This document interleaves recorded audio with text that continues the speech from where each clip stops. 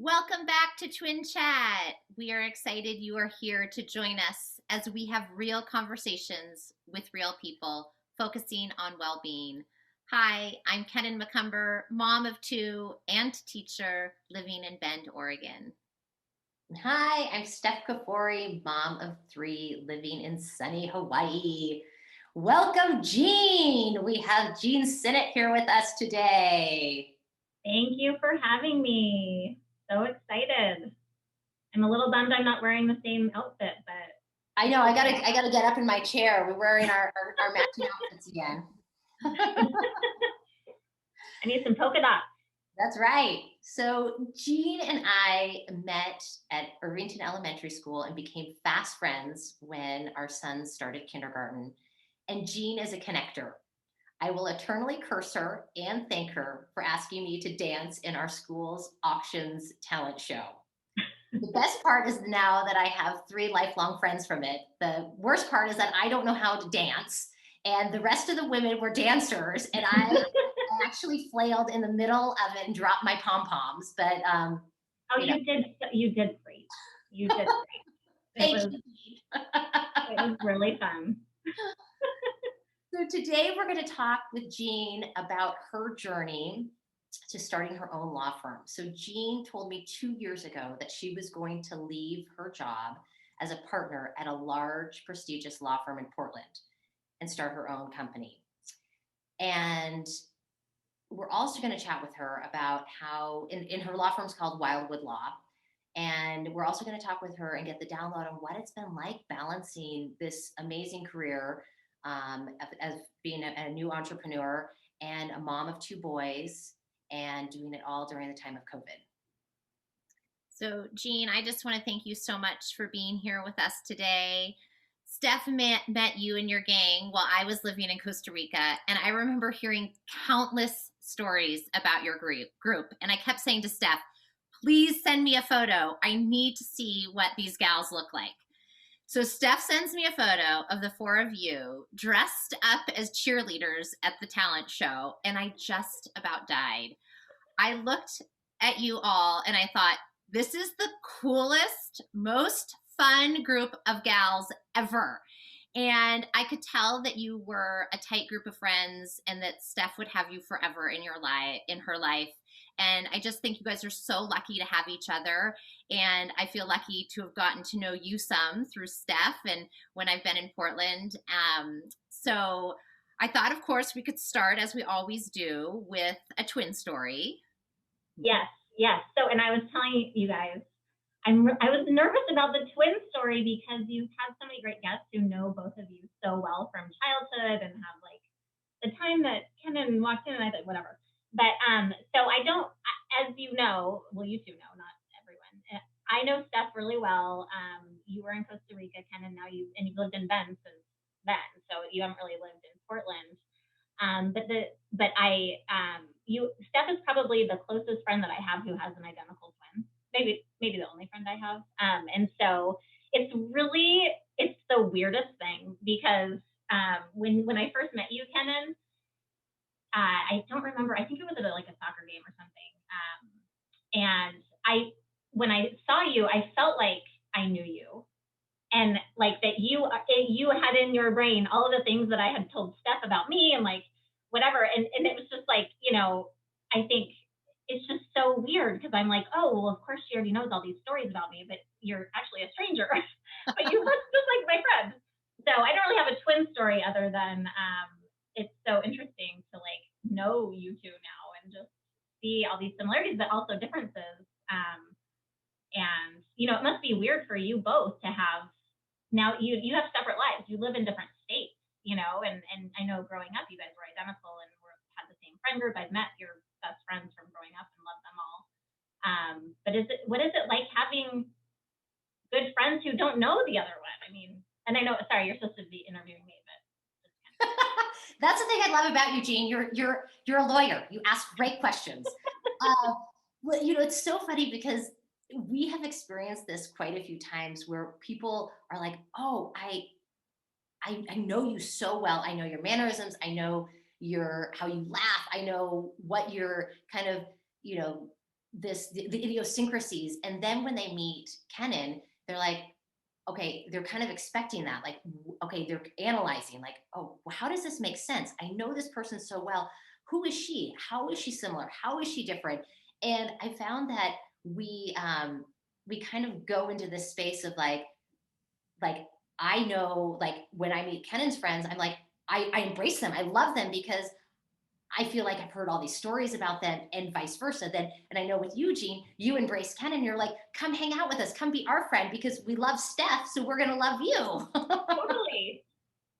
That's how I felt. I mean, that's like, it's too bad we haven't had more opportunities. I know. Well, I guess we have one right now.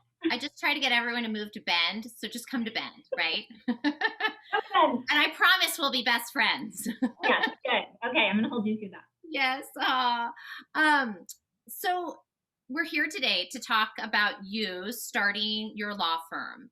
Before we jump into that, can you tell us a little bit about how your life led you to where you are today? Yes. So I was born in Chicago, and don't worry, I won't go too deep into details. At 7:45 p.m. No, I'm just kidding. But born in Chicago, moved to Utah as a 5-year-old, and grew up in Utah as a non-Mormon, which was interesting. Went to Catholic school there, and then my parents split up. My mom was a single mom, so I lived with her in Utah, and my dad moved back to Chicago. And growing up, it was always, I guess I saw my mom as a single mom. It was a struggle for her financially. She ended up being a real estate broker, and it was just very up and down, and it's a really hard career, and she did a great job. She's really super gritty, so she has a lot of grit and survived it all. And I don't know how she did now that I have kids and I look back at it. But so growing up, I always just kind of felt like I wanted a career that would provide me with security. Financial security was a really big, important part of it, but also the ability to be independent from anybody else. So like, I've always wanted to make my own money. I've always wanted to have, and it wasn't necessarily like I wanted to be a lawyer. That was just kind of something that it was like, I didn't have enough creativity to know a different thing to do, to be honest with you. I look at people like top, CEOs or CFOs and think, I could have done something like that, I guess. And maybe that would have been a cooler career. But growing up, I was like, okay, well, go to college, and now I'm going to go to law school because then that'll get me a good job. And so it was really just trying to be secure. And I have been. I'm happily married, luckily, and found an amazing partner who I adore. But I've never had to depend on him for finances. It's like, that's not why I'm in the relationship. So anyway, so that's kind of like how I ended up going to law school. And I did have some detours along the way. I was going to be an artist at one point, and I was an art major, and I was really bad. And I got like C's, and it's hilarious to even think of me being an artist. I don't even know what was going on there. But it just turned out like law does really fit my personality. I was always very argumentative as a child and in high school and in college. I've grown up into being a more effective arguer, I think, as an adult. And writing has always been my forte, I guess. And that's kind of like the lawyers. At least I'm a litigator, so I do lawsuits. There are different types of lawyers. Obviously, so some do transactions. So like the lawsuit stuff, go into court, you argue, you write, and that just seemed to kind of fit. So here I am. Well, Jeanne, did I answer that question? Sorry, yes. I feel like I was okay. No, yes, you totally did. Well, because I know you so well, and I know about your journey, right? You're self-made. Like you've basically like you've decided, all right, I want something that's stable. I want to feel like I can that will open up other doors for you too. So you've picked this career and you're highly successful. And I see you too, like the way you communicate and it's in your DNA, right? You're inquisitive, you're curious, your creativity does come through though too. Like that side of you is ever present in your career because you've told me so much of what you do is writing, and it's writing briefs that are very technical, but you also have to bring out things, right? You have to be a problem solver, and you have to figure out, oh, how does this work, and how do I connect these dots? Um, and I know, at law school you were highly successful, and you know, you worked hard and you did well, and you were offered a summer clerkship at the prestigious law firm that you ended up becoming a partner in. And you stayed there for a number of years. What was it? 15, 12. 12 years, 12 Yeah. years.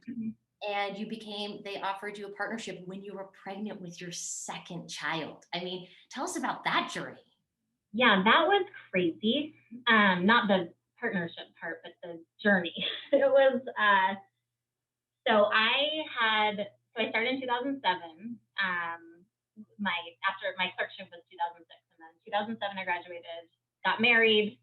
Well, I took the bar, got married 2 weeks later, started work a couple of weeks after that.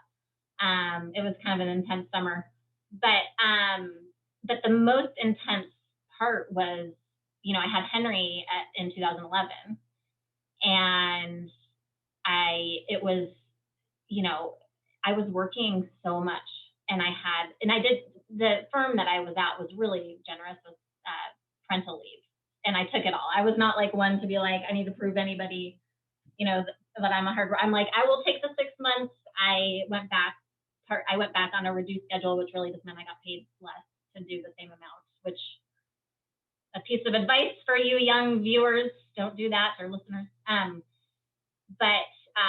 So, just the whole, it was insane, like dropping Henry off at daycare. Rob's also working full time, as a lawyer. So we would it was intense, and getting home. My mom really helped during that time too. She was watching Henry a lot. She was helping. She would pick him up. She'd drop him off. She would do my laundry, and anyway, so, and then, we wanted to have 2 kids. So, decided to have another kid. And then when I was 16 weeks pregnant, it was when I made partner. And actually it was pretty interesting because we had a pretty big women partner class that year, but, made partner that year, went back to work again with 2 kids and was still just, it was just, it's a blur. Like, I don't even know how I survived it. And I think all young women, professional, any parents really, but moms, as much as my husband, he is awesome and really helpful, like moms do bear the brunt, and you're like Absolutely. pumping and you're, I remember being in a mediation and having to pump, like, I was like, I have to go and pump because this is not a good situation if we stay for even, and anyway, so it was a blur. It was crazy. And it's a lot of the reason why I opted out, I guess, in the long run, because I almost have PTSD from that period. It was too much. Well, and I think, maybe Kenan, you can speak to this too, because you ended up leaving your career and having a hiatus from teaching, and you ended up tutoring. We all have to find creative ways of like, how am I going to balance this? Because what a responsibility. We're parents. Like and as mothers too, we're the ones who are the primary, well, and not in all situations, but in a lot of situations, the primary caregivers for these infants, right? And then dads can help out more when they're, it depends if you're nursing or not, but it's these choices that we have to make. And I know that this is really one of the choices for you, Jeanne, that led you to deciding that you wanted to start your law firm, was that you wanted more time. You wanted more time with your family. You wanted more time to pursue things that were personal and valuable to you versus, because being a lawyer, it's your hours, right? It's billable hours. Oh, it's yeah. 60, 80 hours a week. And there's only a finite amount of hours in a week. Oh, yeah. No, there was like a distinct time. So 2016. So Wesley was born in 2014. So let me give you the timeline. So 2011 first, 2014 second. 2016, my dad got diagnosed with a really aggressive form of cancer. From the time of his diagnosis to the time he died was like, I think 12 weeks or less. He was living in Chicago. I was flying back and forth from Portland to Chicago to like help him out. He was single, so he didn't have anybody. He had my brother and me, and that's it. And actually his sister came in and helped a lot too. But I was flying back and forth to Chicago. Wesley was a year and a half. I was back at work. I was like just totally at my breaking point. And how I started coping was just like not going into the office anymore. I was just like, I can't, like something has to stop here. Like I can't do this anymore. So I got a laptop from work and I was like, I'm going to work from home a couple days a week. And I kind of stopped working. Like, I was just like, I started going to bar classes like every day in the middle of the day. And I was like, I have to do something else, like I need something else to do. And then actually, Steph, I was talking to my friend Christy, who I've told you about, who's also a coach, and she was doing her coach certification at the time. And we ended up, after my dad died, and like we were like, let's go to Ojai. Let's like get the F out of Dodge, and you need a break. And so my friend Courtney and Christy and I went to Ojai. We're on the plane, and she has her like workbook out, and she's going over happiness or something. What you guys? She did call me uncoachable at some point, and I kind of am. But she was like, humor me. Let's go over this thing, and I realized on that trip, like the thing that has to give, there's all these different things in your life. You have your family and your friends and your hobbies and whatever. The thing that had to change was the work piece of it. And then I was going to start a real estate brokerage, which was really random. And then I ended up starting a law firm, which made a lot more sense because I was a lawyer and not a real estate broker. But anyway, her coaching really helped. And then also, after I met you, so that was a couple of years before I really started, thinking about it. And then I remember you and I had a really nice walk on Cannon Beach. I miss going to Cannon Beach with you and the condo. It was so fun. Cannon, come on, take me to the beach. The date, girl. But I just remember, you were going through your coaching certification. It was kind of like history repeating itself. And that was, I just remember that conversation, and you just were so good at sort of giving me the permission and like, this is what you need to do. And you need to do what you love, do something that, not necessarily what I love, but like do something that makes you happy. And well, and I remember that conversation, and it wasn't like we were like, I was consciously coaching you. It was more like but it ended up being that, right? Because we were talking about what, when you really get down to the essence of life, right? And we all have choices, right? We have choices that we can make and paths that we can go down.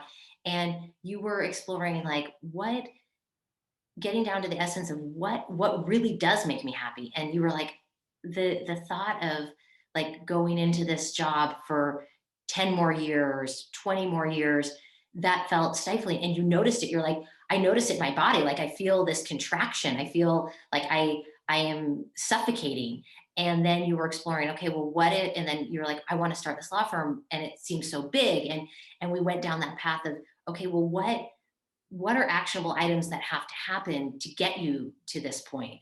And when you started kind of seeing that picture, right? And then you sort of kind of get into that mind frame of, well, this is possible. And then I'm thinking like my thoughts are going to, I can do this. And then I feel really excited. And so it's, I talk in my coaching all the time about, our thoughts influence our feelings influence the actions that we take, which in turn become the results that we create.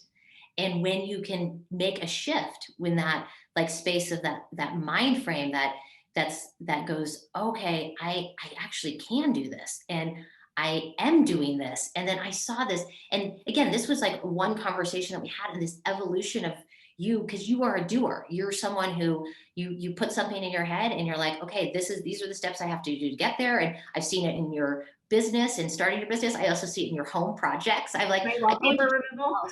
and she's taking apart her whole, like she's taken all the wallpaper off her walls, and she's bought this new piece of furniture, and she's doing it all on her own. Like, you're not waiting for someone else to do it. You're laughing, I remember, with your husband, like, you know, come on, Rob, like, I need your help. But you're not waiting for Rob to do it for you. Oh, Rob, no, he's like, oh my God, what are you doing now? He's like, oh, great, another half-finished project. Which is true. But we don't have wallpaper anymore. It was like, the wallpaper was a little intense. Yeah. Yeah.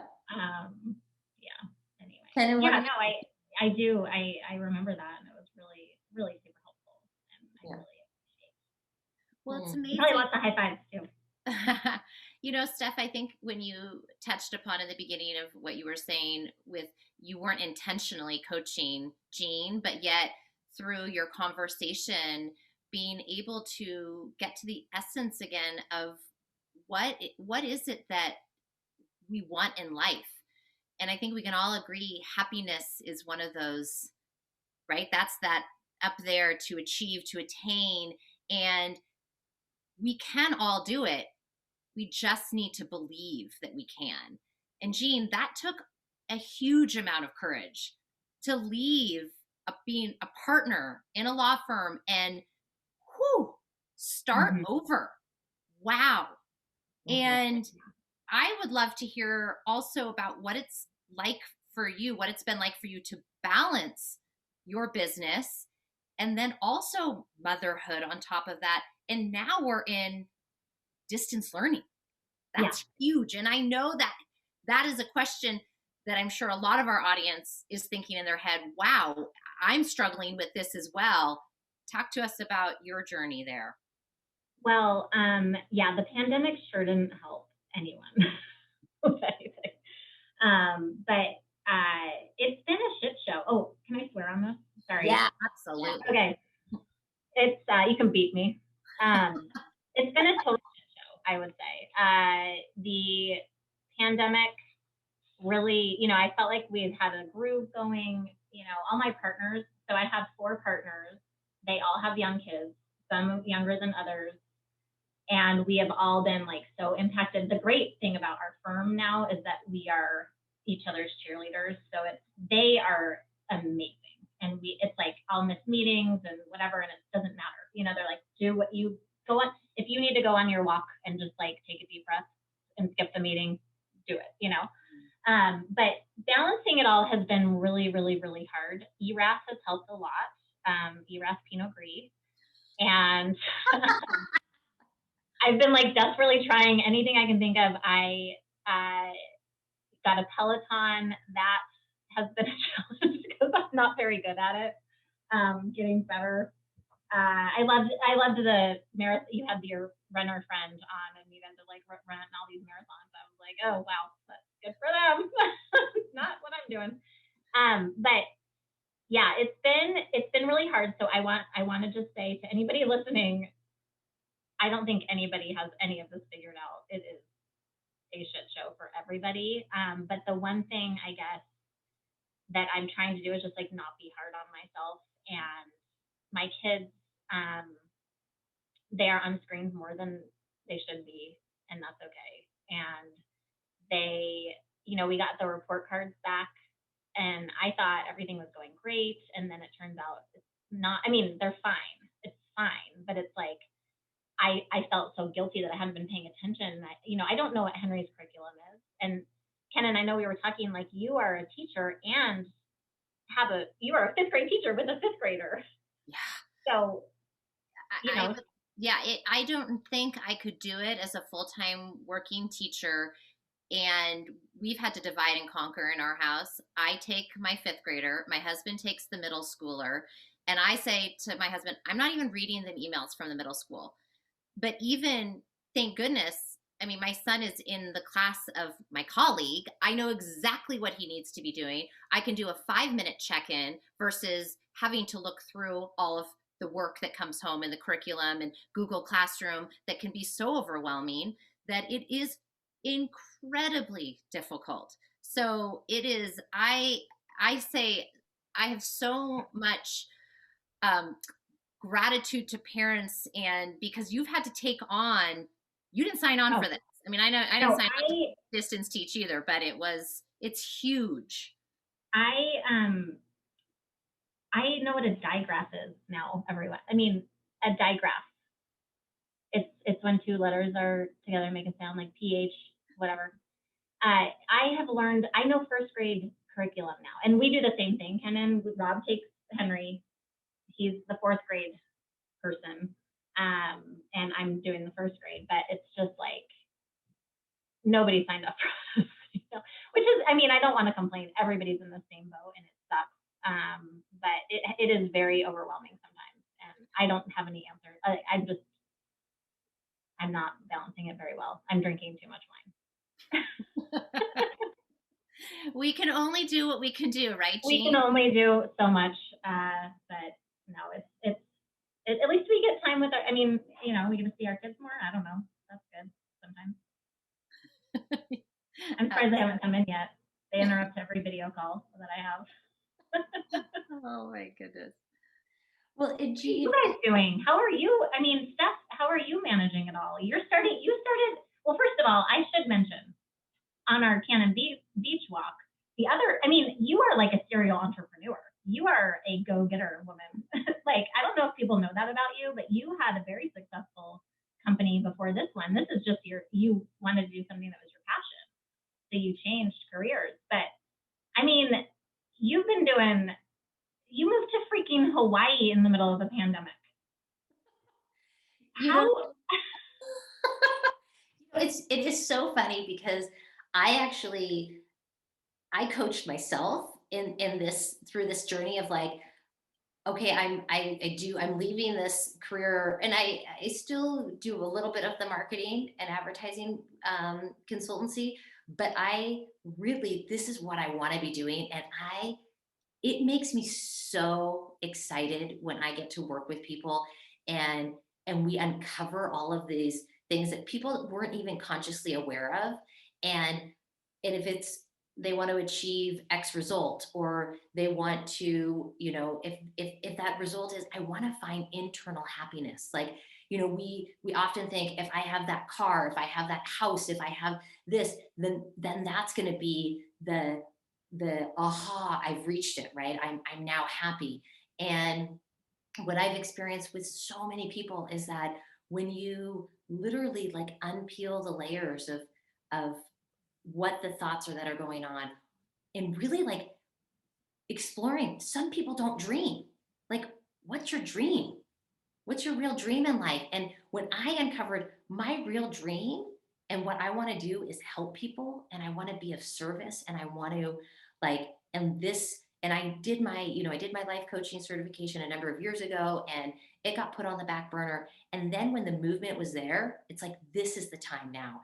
And that's what I feel like you too, Jeanne, you talk to your friend, just to connect the dots. You talk to your life coach friend on your way to Ojai, and the seed was planted. And it may have taken you a couple of years, but think of the journey that you went on to get you to where you are today.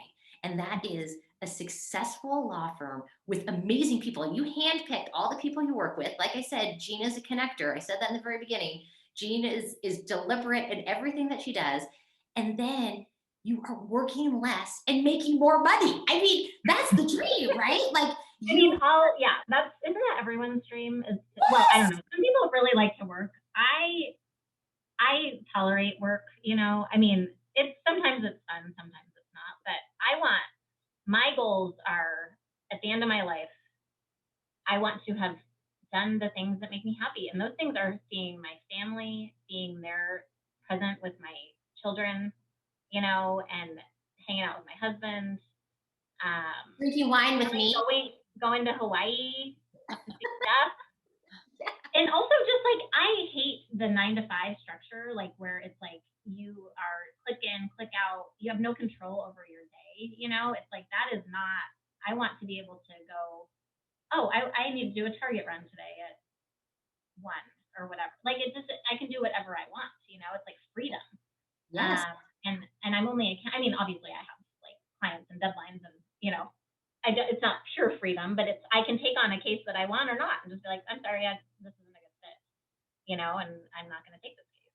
Whereas at the the bigger firm, you're like, oh, I got to meet my hours. I have all these requirements. I have, statistics, and it's like you're put into these like boxes based on your productivity and all this other stuff. And now I'm just kind of like, I'm gonna take a couple of weeks off. Unfortunately, I haven't had time to do that because I've been really busy since I started this firm. It seems like, but it's with work that I like to do and clients I love, so I'll take it. Well, ladies, we could keep chatting forever, and I'm having so much fun. But we are like, we've already gone past our 30 minutes. Oh, no, don't ever go over a meeting. Rule number 1. But Kenan, ask one last question, Kenan. Oh, we have to end with our go-to question, which is, Jeanne, what is one thing you do for self-care and maintenance and well-being during your busy life? So I think the most important thing that I do is I hang out with my girlfriends.